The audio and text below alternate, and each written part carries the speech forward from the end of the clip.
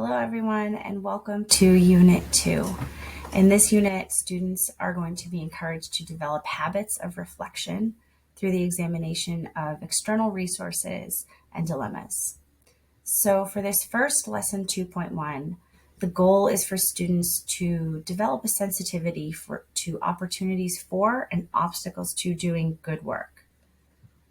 The materials that you're going to need for this lesson are there's no I in team dilemma, as well as the opportunities and obstacles worksheet.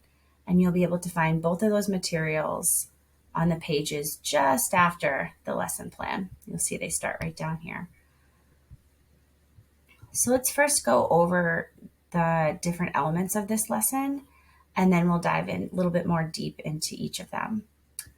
So the opener, activity 1 and activity 2, they go together. You're going to have students break up into small groups.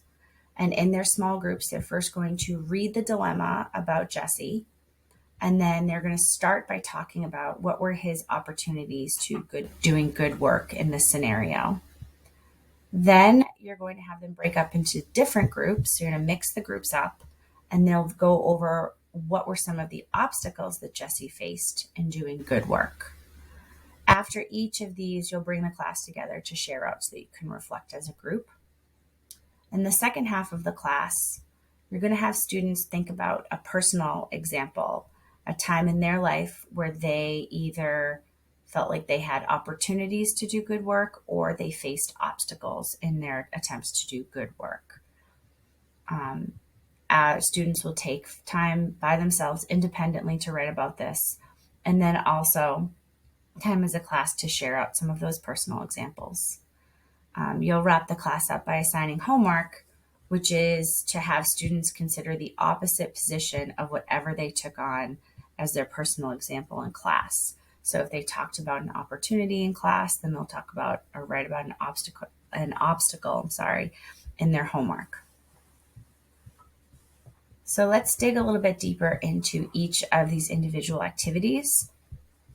So as I mentioned earlier, you're going to divide the class into groups and be conscious of the size of your groups. You probably want about 4 students per group. And you're going to have them together read There's No I in Team, and then work on these question prompts. So they're going to think about what are the opportunities Jesse had. Some examples would be he had lots of experience in the acting world. He had very supportive parents, and those parents had a lot of experience themselves in this arena. So after students fill out these questions and they put their answers into the worksheet, you're going to have them come back together as a class and share out from their group what they talked about as what were the opportunities that Jesse had in doing good work. Thereafter, you're going to mix the groups up so that everybody's in a different group with different people.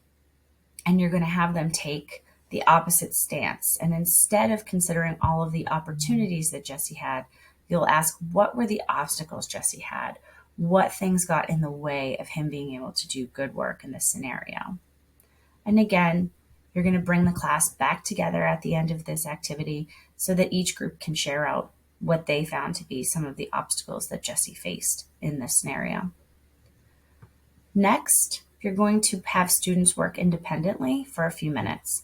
They're going to consider a time when they either had an opportunity or an obstacle in trying to carry out good work. So each student should spend about 5 minutes writing about this example using the following questions that we have here as a guide.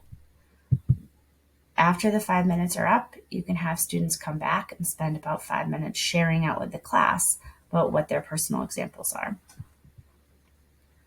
For homework, you should have students take the opposite position of what they explored in class. So, for example, if they talked about an opportunity, they should discuss an obstacle. If they talked about an obstacle, they should talk about an opportunity for homework. And when you're setting this up for students, you should try to model this activity a little bit so that you can get them rolling, get them thinking outside of just the dilemma that they discussed. You might want to pick a time in your own professional life that you maybe experienced an opportunity or an obstacle to doing good work. For example, there might have been a time when maybe you were asked to take on more responsibility. And maybe this was an opportunity for you that you could demonstrate skills that you don't use typically in your day to day life. Or on the flip side, you could maybe have ended up taking on too much and this turned into an obstacle for doing too work. Maybe you were stretched too thin and you couldn't meet the level of excellence that you usually strive for in your work. So, really, any real life example that you feel comfortable sharing will help your students make connections to times in their own lives that they either experienced an obstacle or opportunity to doing good work.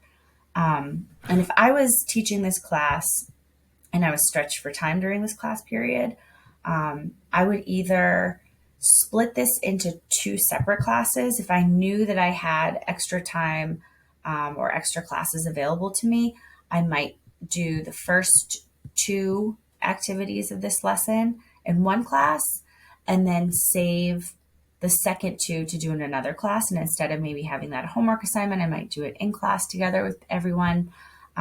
If I didn't have that luxury of time and I didn't have that availability, I might cut out the homework, and instead of doing this personal example in class, I might have them do it for homework, but just either pick an opportunity or an obstacle and not try to think through both of them or write through both of them.